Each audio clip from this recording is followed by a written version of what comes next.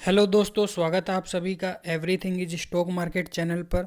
दोस्तों, आज हम बात करने वाले हैं यूनिपार्ट्स इंडिया लिमिटेड आईपीओ के बारे में। अभी आपको पता है कि कुछ ही दिन पहले बहुत सारे आईपीओ आए हुए थे। उसके बाद थोड़ा ब्रेक लगा था। उसके बाद अभी धर्माज कॉर्प गार्ड का आईपीओ आया। इसके बाद यूनिपार्ट्स इंडिया लिमिटेड का आईपीओ अभी चल रहा है। तो यूनिपार्ट्स इंडिया लिमिटेड के ऊपर आज हम बात करने वाले हैं कि इसकी जीएमपी क्या चल रही है। कंपनी की सारी डिटेल देखने वाले हैं। कंपनी कौन से सेक्टर में काम करती है और कहाँ कहाँ सप्लाई वगैरह करती है। कंपनी के फाइनेंशियल और फंडामेंटल्स क्या हैं और आईपीओ की सारी डिटेल, और हमको इसमें अप्लाई करना चाहिए कि नहीं करना चाहिए वो भी हम देखने वाले हैं। लॉन्ग टर्म शॉर्ट टर्म के लिए अप्लाई करना चाहिए, सारी की सारी चीज़ें इस वीडियो में हम देखने वाले हैं। तो वीडियो में लास्ट तक बने रहिए। दोस्तों, यूनिपार्ट्स इंडिया लिमिटेड जो है वो engineering system and solution manufacturer है। कंपनी लीडिंग सप्लायर्स है system and components for the of highway marketing in the agriculture, construction and forestry और एंड माइनिंग। यहाँ पर मैं आपको समझा दूँ कि कंपनी जो है वो ऑफ रोड व्हीकल जैसे जेसीबी हो गया और आपके जो ट्रक वगैरह होते हैं जो माइनिंग में, खेती के काम में और कंस्ट्रक्शन के काम में यूज़ होते हैं, जेसीबी वगैरह, हाइड्रोलिक मशीनें वगैरह जो कि ऑफ रोड होती है, जो रोड पे नहीं चलती हैं लेकिन कंस्ट्रक्शन, खेती और माइनिंग के काम आती है, ऐसी मशीनों के जो हैं पार्ट्स और सिस्टम ये कंपनी सप्लाई करती है और बनाती भी है। मतलब मैन्युफैक्चरिंग भी करती है और उनके पार्ट्स को सप्लाई भी करती है। इस कंपनी का जो मार्केट है वो 25 कंट्रियों में ये अपना मार्केट का काम करती है।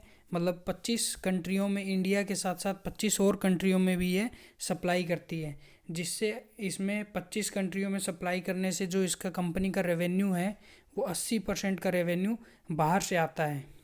और यहाँ पर कंपनी के 3 पॉइंट यहाँ पर आप देखेंगे, जो प्रोडक्ट हैं उसमें 3 पॉइंट लिखे सिस्टम, और यहाँ पर मैकेनिक्स पार्ट्स और हाइड्रोलिक सिलेंडर और उनके कंपोनेंट्स, मतलब सारे के सारे पार्ट्स जो कि ऑफ रोड मशीनों के होते हैं वो ये कंपनी बनाती है और पार्ट सप्लाई करती है।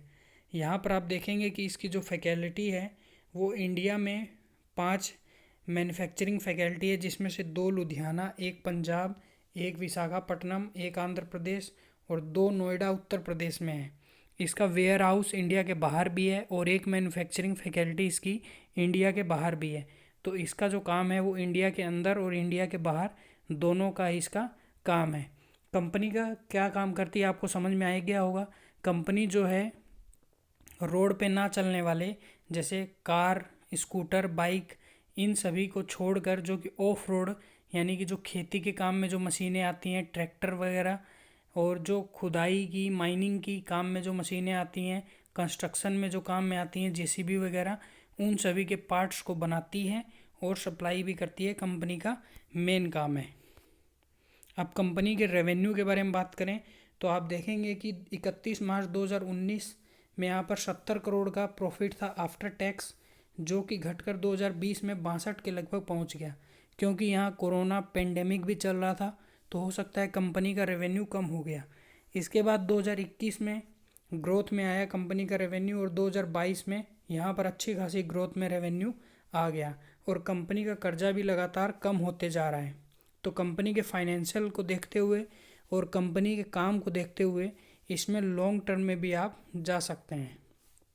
लॉन्ग टर्म और शॉर्ट टर्म में हम देखते हैं तो कंपनी के लॉन्ग टर्म में हम तब जाते हैं कंपनी के साथ जब उसके फंडामेंटल अच्छे हैं और कंपनी अच्छे सेक्टर में काम कर रही हो। तो यहाँ पर कंपटीशन भी बहुत कम है, क्योंकि इस सेक्टर में ज़्यादा कंपनियाँ काम नहीं कर रही हैं, और कर रही हैं तो लिस्टेड नहीं है, और इस कंपनी का लगातार रेवेन्यू भी बढ़ रहा है और कर्जा भी कम हो रहा है। तो लॉन्ग टर्म के लिए भी आप इसमें विचार कर सकते हैं। अब कंपनी के आईपीओ के बारे में हम बात करें तो इसका आईपीओ 30 तारीख से चालू होगा और 2 दिसंबर को ख़त्म हो जाएगा। 3 दिन आईपीओ रहेगा। फेस वैल्यू जो शेयर की रहेगी वो 10 की रहेगी, यानी भविष्य में हम स्टॉक स्प्लिट की यहाँ पर संभावना पूरी रहेगी। इसका जो प्राइस रखा गया है वो 577 रुपये रखा गया है। कम से कम आप 25 शेयर का एक लॉट खरीद सकते हैं और 835 करोड़ का ये IPO होने वाला है। 2 दिसंबर शाम 5 बजे तक आप इसमें अप्लाई कर सकते हैं और 30 नवंबर से सुबह 10 बजे से, यानी 30 नवंबर आज का डेट निकल चुका है, कल और परसों आप इसमें अप्लाई कर सकते हैं। इसकी जो ओपनिंग डेट है IPO की वो 30 नवंबर 2022 है और यहाँ पर 2 दिसंबर तक आप अप्लाई कर सकते हैं। 7 दिसंबर तक अलॉटमेंट के बारे में पता चल जाएगा। जिसको अलॉट नहीं होगा उसका 8 तारीख को पैसा वापस आ जाएगा और 12 तारीख को ये NSE और BSE पे लिस्ट हो जाएगा। सुबह 10 बजे आप शेयरों को खरीद सकते हैं और बेच सकते हैं।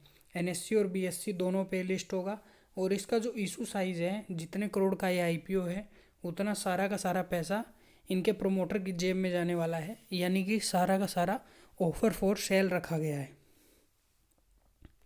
और अब आगे बात करें तो इनके जो प्रोमोटर हैं कंपनी के, वो गुरदीप सोनी, परमजीत सिंह सोनी यहाँ पर कंपनी के मेन प्रोमोटर हैं। रिटेल कैटेगरी में आप 14,425 से लेकर 1,87,525 तक अप्लाई कर सकते हैं। स्मॉल HNI में आप 14 लॉट अप्लाई करेंगे तो स्मॉल HNI और 70 लॉट आप अप्लाई करते हैं तो बिग HNI में आप काउंट होने वाले हैं।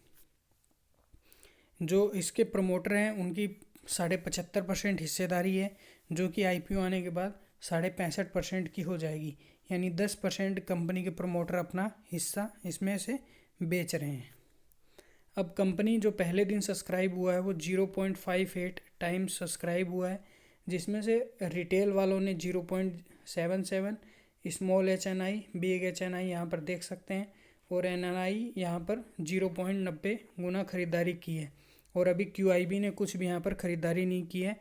तो इसका जो GMP था दोस्तों वो घट गया है। GMP पहले 120-100 के जो आसपास चल रही थी, वो GMP अभी 70 के आसपास चल रही है, यानी 12% का फ़ायदा दिखा रहा है। तो अगर 70 के गुणा हम लोग 25 की लॉट करते हैं तो यहाँ पर आप देखेंगे कि आपको लगभग 1500 के लगभग 1700 के लगभग यहाँ पर फ़ायदा एक लॉट में बता रहा है। तो अभी इसमें शॉर्ट टर्म और लॉन्ग टर्म दोनों के लिए जाना चाहिए, तो इसमें शॉर्ट टर्म के लिए भी मैं इसमें अप्लाई करने वाला हूँ। धन्यवाद।